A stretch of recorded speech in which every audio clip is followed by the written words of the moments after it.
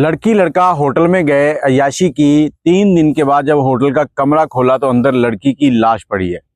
लड़का गिरफ्तार हुआ, कहता कत्ल मैंने किया है, चाहे जो सजा देनी हो दे दो, मगर वजह नहीं बताऊंगा।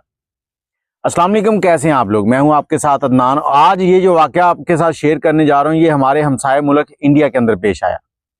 माया नामी लड़की जो कि आसाम शहर के अंदर रहती है और अपनी जो तालीम है मुकम्मल करने के बाद बेंगलोर में उसकी एक बहन है जो कि जॉब कर रही होती है और एक अपार्टमेंट में रहती है। ये उसके पास आ जाती है, वो इसके लिए भी एक जॉब ढूंढती है।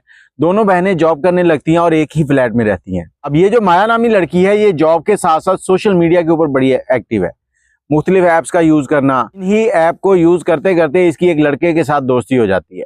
लड़के की आप तस्वीर देख रहे हैं, खूबसूरत है, हैंडसम है और 21 साल इसकी उम्र है। ये लड़का केरला का रहने वाला है और ये भी बेंगलोर में आकर नौकरी कर रहा है। दोनों की आपस में रोज बात होती है, फिर नंबर एक्सचेंज हो जाते हैं। नंबर एक्सचेंज होते हैं तो दोनों की घंटों फोन पे बात होने लगी। दोनों एक दूसरे से प्यार मोहब्बत की बातें करने लगे। एक टाइम ऐसा आया, इनकी मुलाकातें भी होती थी। एक टाइम ऐसा आया कि लड़के ने लड़की से कहा कि अब मैं तुम्हारे बिना नहीं रह सकता। लड़की ने कहा, देखो मेरी बहन की अभी शादी होनी है, उसकी शादी होगी, उसके बाद मेरी शादी होगी, तब मैं तुम्हारे साथ रह सकती हूँ। अगर तुम कहो कि हम बगैर शादी के लिविंग रूम में रहें, लिविंग लाइफ गुजारें, एक दूसरे के साथ रहें, तो ये मेरी बहन कभी भी नहीं मानेगी। तो लिहाजा तुम्हें इंतजार करना होगा। अच्छा, मामला चल रहे हैं। उसके बाद एक दिन ये लड़का और लड़की दोनों मिलके प्रोग्राम बनाते हैं कि हम एक होटल में जाएंगे, वहां पर एक दिन गुजारेंगे, मतलब एक रात और एक दिन गुजारेंगे, हमारा टाइम स्पेंड हो जाएगा, छुट्टी का दिन है। अब 23 नवंबर को ये लोग जाते हैं वहां पे। दोनों एक 3 स्टार होटल है जहां पर कमरा बुक करवाते हैं। अंदर चले गए, रात हो गई, अगला दिन आ गया। अगले दिन काउंटर से फोन आता है कि आपका टाइम पूरा हो गया है, आप चेकआउट कब करेंगे? अगर चेकआउट नहीं करते तो आपको इसकी चार्जेस शुरू हो जाएंगे अगले दिन के। लड़का कहता है कि हम एक दिन और स्टे करेंगे, तो अभी आप बिल बना दें, मैं पे कर देता हूँ। दूसरा दिन गुजर गया, लड़का कमरे में है, कुछ खाने के लिए थोड़ी बहुत चीजें नीचे से मंगवा रहा है, सफाई वगैरह वाले को भी नहीं उसने बुलाया। तीसरा दिन आ गया 25 नवंबर। 23 को ये गए हैं, 24 गुजर गया, 25 आ गया। तीसरा दिन फिर कॉल गई, फिर कहता है कि अभी हम इसमें एक दिन और रहेंगे, आप बिल बना दें, मैं बिल पे कर देता हूँ। उसने बिल पे कर दिया। अब 25 नवंबर खत्म हुआ, अगले दिन सुबह सुबह ये लड़का वहां से निकल गया। होटल वाले जब टाइम पूरा होता है तो कॉल करते हैं तो आगे से कोई कॉल नहीं उठाता। कई बार कॉल की, कॉल नहीं उठाई गई। फिर उन्होंने जो इनका इमरजेंसी नंबर था, क्योंकि जब आप कमरा लेते हैं तो आपसे काफ़ी डॉक्यूमेंट्स मांगे जाते हैं, इन्होंने जो इमरजेंसी नंबर दिया था उस नंबर पे कॉल कर रहे हैं, वो नंबर भी बंद है। बार बार कॉल की तो फिर मैनेजर जो है वो स्टाफ को कहता है कि आप एक मास्टर की होती है होटल वालों के पास जो सभी कमरों को लग जाती है, तो ये चाबी लें और कमरा चेक करें, कमरा खोल के देखें। अब स्टाफ जैसे ही जाके कमरा खोलता है तो कमरे के अंदर तो बेड के ऊपर एक लाश पड़ी है जो कि खून से लथपथ है, वो सीधा बदबू आ रही है और बुरी हालत है उसकी। चाकू से वार किए गए हैं, सर से खून निकला हुआ है। वो फौरी तौर पे पुलिस को कॉल करते हैं, नीचे मैनेजर को बुलाता है, मैनेजर आके देखता है और वो पुलिस को कॉल करता है। पुलिस आती है, सीसीटीवी फुटेज देखती है, इन्वेस्टिगेशन शुरू होती है। अब इन्वेस्टिगेशन के अंदर जो इसके साथ लड़का था, उसके पास जो मोबाइल नंबर जो उसने लिखवाया था उसको देखा जाता है तो वो निकलता है केरला का। अब केरला उसके घर पे जाके छापे मारे जाते हैं। जब छापे मारे जाते हैं वहां से वो नहीं मिलता। उसके बाद पुलिस आती है माया की बहन के पास, उससे आगे बातचीत करती है तो वो कहती है कि एक ऐप है जिसके ऊपर, डेटिंग ऐप, एक लड़के से इसकी दोस्ती हो गई थी, ये पिछले 6 महीने से आपस में रिलेशनशिप में थे। अब ये सारी तहकीक हुई, आखिरकार लड़के की मालूमात जब पूरी हुई, लड़का एक जगह से गिरफ्तार हुआ, उसको ले आए थाने।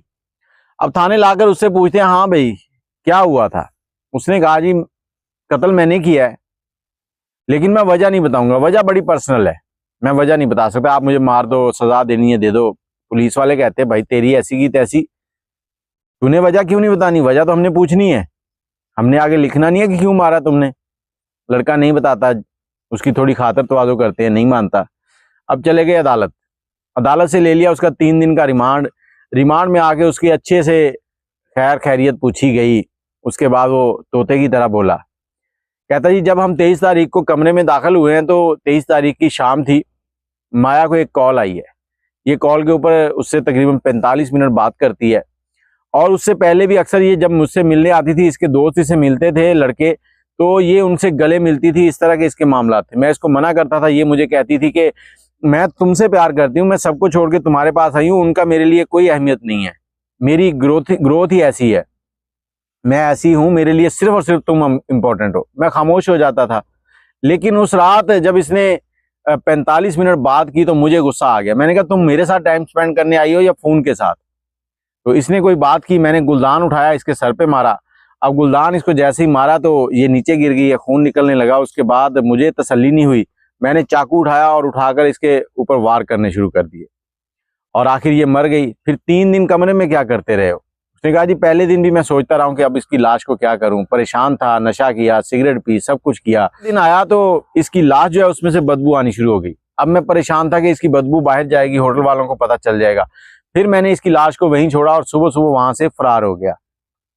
अब ये कहानी थी एक 6 महीने की मोहब्बत की। अब लड़कियों के लिए स्पेशली मैं यही कहूंगा कि कोई भी लड़का चाहे जैसा भी हो, जब वो आपसे रिलेशन में है ना, तो आपको कोई और बंदा टच करे ये उसे बर्दाश्त नहीं होता। अगर वो आपसे सच्ची रिलेशनशिप में है, अगर वो आपके साथ टाइम पास कर रहा है तो वो फिर यही सोचेगा कि आप मेरे साथ भी चलो, उसके साथ भी चलो, जिधर जाना है जाओ, 4 दिन के बाद मैंने तुम्हें छोड़ देना है।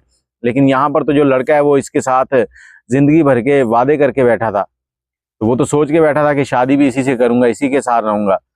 तो ये एक छोटा सा मैसेज है कि अगर आप किसी के साथ इन्वॉल्व हैं, पहली बात तो यही है कि निकाह करें, निकाह के बाद अगली जिंदगी गुजारें। और उससे पहले अगर आप साथ एक दूसरे के मतलब प्यार मोहब्बत चल भी रहा तो उसमें किसी और को शरीक ना करें।